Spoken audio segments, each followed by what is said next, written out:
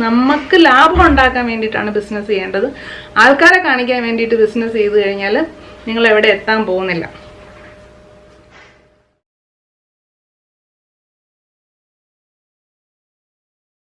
Hi, ഞാൻ ദീപ. അപ്പോൾ ഇന്ന് ഞാൻ വളരെ ഒരു ചെറിയ വിഷയത്തെ പറ്റി സംസാരിക്കാനാണ് വന്നേക്കുന്നത്. ഞാൻ already taking the first step എന്ന് പറയുന്ന എങ്ങനെ വീട്ടിലിരുന്ന് ഒരു ബൊട്ടിക് സ്റ്റാർട്ട് ചെയ്യാന്നുള്ളതിനെ പറ്റിയിട്ട് കോഴ്സസ് ഒക്കെ ചെയ്യുന്നുണ്ട്.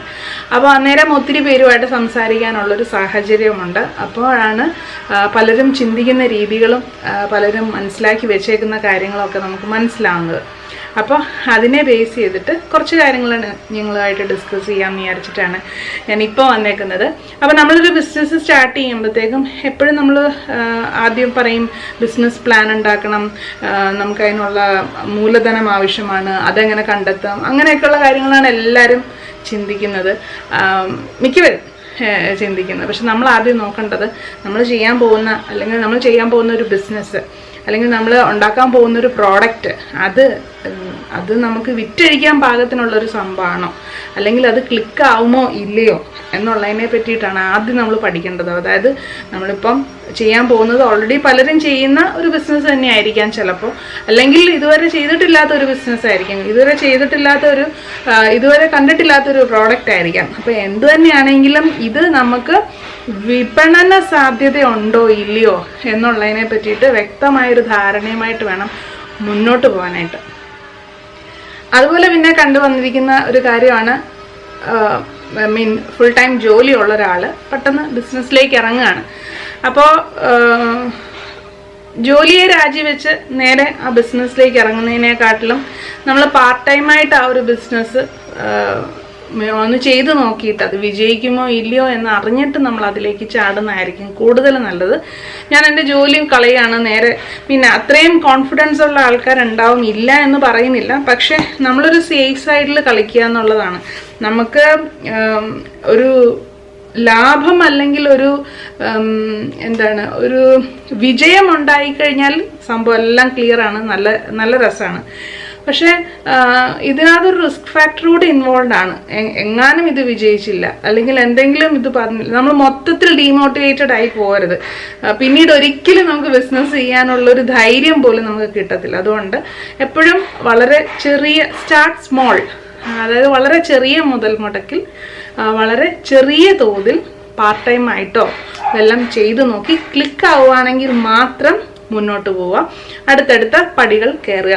ആദ്യമേ തന്നെ ഇരുന്നിട്ട് കാല് നീട്ടുക എന്ന് പറയാറില്ലേ, ഞാൻ പറയുന്നത് എപ്പോഴും വളരെ ചെറിയ തോതിൽ സ്റ്റാർട്ട് ചെയ്യാൻ തന്നെയാണ്. ചിലർക്കൊന്നും അത് അംഗീകരിക്കാനായിട്ട് ബുദ്ധിമുട്ടുണ്ടായിരിക്കും. വലിയ രീതിയിൽ വലിയ കടയെടുത്ത് അല്ലെങ്കിൽ ഒത്തിരി ഫർണിച്ചേഴ്സിനും ഇൻറ്റീരിയറിനുമൊക്കെ ഒത്തിരി ഇൻവെസ്റ്റ്മെൻറ്റ് ചെയ്ത് ഒരു ബിസിനസ്സിലേക്ക് കടക്കണമെന്ന് ആഗ്രഹിക്കുന്നവർ കാണും. നിങ്ങൾക്കതിനുള്ള സാമ്പത്തിക ശേഷി ഉണ്ടെങ്കിൽ ആയിക്കോളും.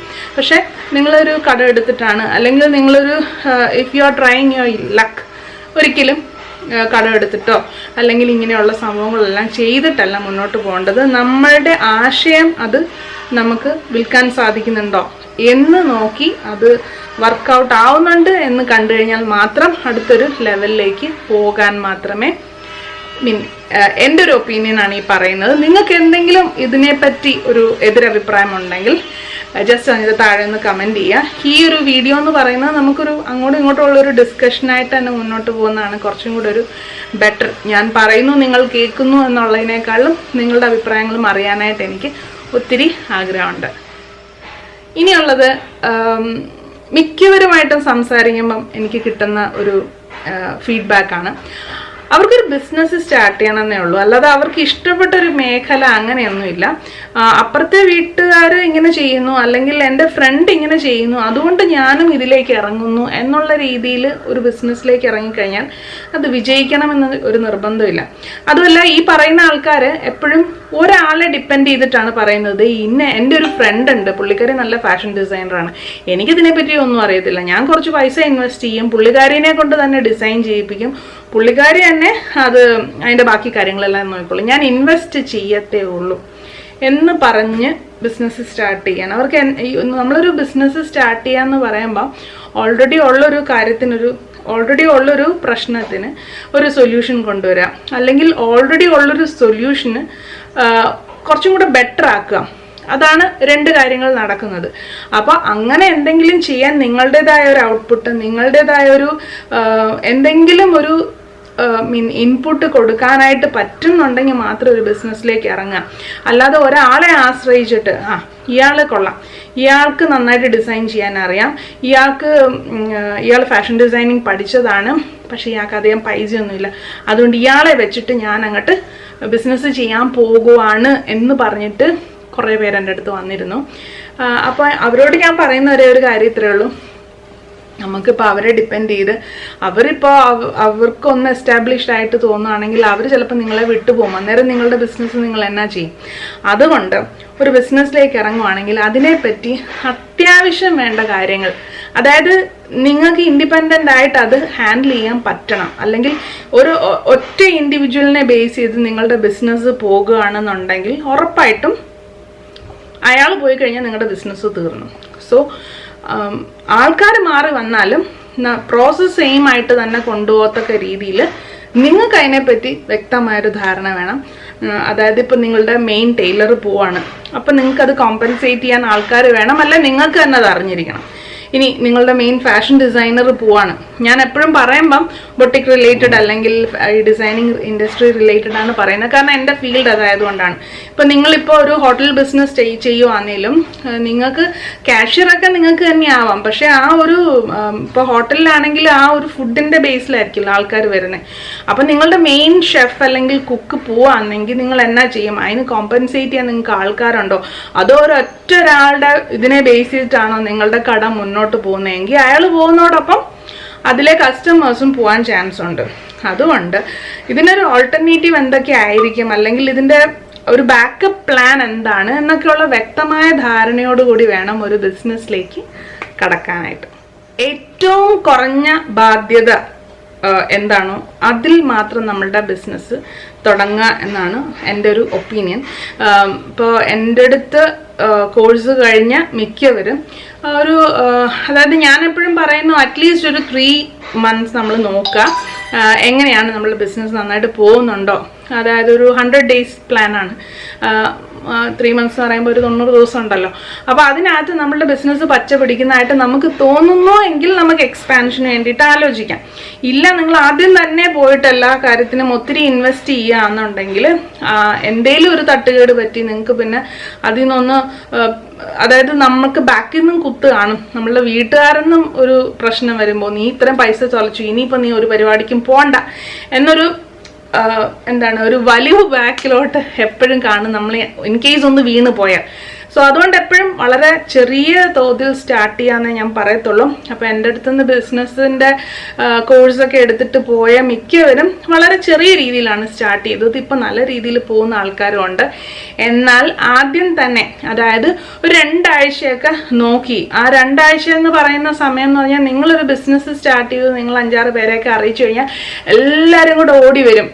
ഇതെന്താ ഒന്നും മേടിക്കാനൊന്നും അല്ലെങ്കിലും എന്താ ഏതാന്നൊക്കെ നോക്കാനായിട്ട് ഓടി വരും. അപ്പോൾ ഓടി വരുമ്പോൾ നമ്മുടെ വിചാരം നമ്മളെല്ലാവരുമായിട്ടും ചുറ്റപ്പെട്ട് നിൽക്കുകയാണ്, നമുക്ക് ഭയങ്കര സപ്പോർട്ട് ഉണ്ട് എന്നൊക്കെ ഉള്ള രീതിയിൽ 1-2 പേരാണെങ്കിൽ തന്നെ പെട്ടെന്ന് ഒരു കട വാടകയ്ക്ക് എടുക്കുകയും അത് സെറ്റപ്പ് ചെയ്യുകയും അതിന് ഇൻറ്റീരിയറിന് വേണ്ടിയിട്ട് കുറേ കാശ് കളയുകയും ഒക്കെ ചെയ്തിട്ടുണ്ട്. ചെയ്തതിന് ശേഷം പിന്നെ അവിടെ ഈച്ചയായിട്ട് ഇരിക്കാനേ പറ്റിയിട്ടുള്ളൂ. അങ്ങനെയുള്ള ആൾക്കാരും എൻ്റെ ഒരു പരിചയത്തിൽ ഉണ്ട്. അപ്പം അതുകൊണ്ട് എപ്പോഴും ചിത്രമാണ് പിച്ചക്കാശിൻ്റെ കണക്ക് പറയുകയാണെന്നൊന്നും വിചാരിക്കരുത്. നിങ്ങളുടെ ഒരു, അതായത് എനിക്ക് എക്സ്പീരിയൻസ് ഉള്ളതുകൊണ്ട് ഞാൻ പറയുവാന്നു, എപ്പോഴും സ്റ്റാർട്ട് ചെയ്യുമ്പം, അതായത് നമ്മളുടെ കാശല്ല, നമ്മളിപ്പോൾ ലോണൊക്കെ എടുത്തിട്ടാണ് അല്ലെങ്കിൽ എന്തെങ്കിലും ഒരു പണയമൊക്കെ വെച്ചിട്ടാണ് ചെയ്യുന്നതെങ്കിൽ എപ്പോഴും നമ്മൾ ചെറിയ തോതിൽ തുടങ്ങാം. ആൾക്കാരെ കാണിക്കാൻ വേണ്ടിയിട്ട് ബിസിനസ് ചെയ്യരുത്. നമുക്ക് ലാഭം ഉണ്ടാക്കാൻ വേണ്ടിയിട്ടാണ് ബിസിനസ് ചെയ്യേണ്ടത്. ആൾക്കാരെ കാണിക്കാൻ വേണ്ടിയിട്ട് ബിസിനസ് ചെയ്ത് കഴിഞ്ഞാൽ നിങ്ങൾ എവിടെ എത്താൻ പോകുന്നില്ല. ഇനി ഏറ്റവും അവസാനത്തതും ഏറ്റവും ഇമ്പോർട്ടൻറ്റും ആയിട്ടുള്ള കാര്യം, നമ്മളൊരു ബിസിനസ് ചെയ്യുമ്പോൾ അതിനൊരു അതിനൊരു വാല്യൂ വേണം. അതായത് ഇപ്പം നമ്മളൊരു സർവീസാണ് ചെയ്യുന്നത് എങ്കിൽ ആ സർവീസിൻ്റെ ക്വാളിറ്റി അതുപോലെ അതിനുള്ള ഒരു സമയം, നമ്മൾ പറയുന്ന ഒരു ടൈം ലിമിറ്റ്, ഇത് രണ്ടും നമ്മൾ പാലിച്ചാണ് മുന്നോട്ട് പോകുന്നത് എങ്കിൽ ഉറപ്പായിട്ടും, അതായത് ഒരു രാത്രി കൊണ്ടെല്ലാം അങ്ങനെ അല്ല, ഗ്രാജുവലി നമ്മളുടെ ബിസിനസ് ഇമ്പ്രൂവ് ആയിക്കൊണ്ടിരിക്കും, നമുക്ക് പേര് ഉണ്ടായിക്കൊണ്ടിരിക്കും. നമ്മൾ കൊടുക്കുന്ന പ്രോഡക്റ്റ്, അതിൻ്റെ ക്വാളിറ്റി, നമ്മൾ പറയുന്ന സമയത്തിൽ നമ്മുടെ വാക്ക്, ഇത് രണ്ടും ഒന്ന് കോൺസെൻട്രേറ്റ് ചെയ്ത് മുന്നോട്ട് പോവുക. ഒരു കാരണവശാലും ക്വാളിറ്റിക്ക് ഒരു കോംപ്രമൈസ് വരുത്തരുത്. അങ്ങനെയാണെന്നുണ്ടെങ്കിൽ ഉറപ്പായിട്ടും നിങ്ങൾ എന്താണോ ചെയ്യുന്നത് അതിൽ നിങ്ങൾ വിജയിക്കുക തന്നെ ചെയ്യും. പെട്ടെന്ന് ഒന്നും സംഭവിക്കാൻ പോകുന്നില്ല. ഇൻ കേസ് ഇപ്പം നിങ്ങൾ തുടക്കമാണ്, നമുക്ക് അതിൽ കുറച്ച് മായമൊക്കെ ഉണ്ടാക്കാം, അല്ലെങ്കിൽ കുറച്ച് ക്വാളിറ്റി കുറവൊക്കെ കാണിക്കാം എന്ന് വിചാരിച്ചാൽ അത് എങ്ങാനും ഒന്ന് കണ്ടുപിടിക്കപ്പെട്ടു എന്ന് വെക്കുക, അത് നിങ്ങൾക്ക് അവസാനം വരെ ആ ഒരു ചീത്തപ്പേരുണ്ടാവും.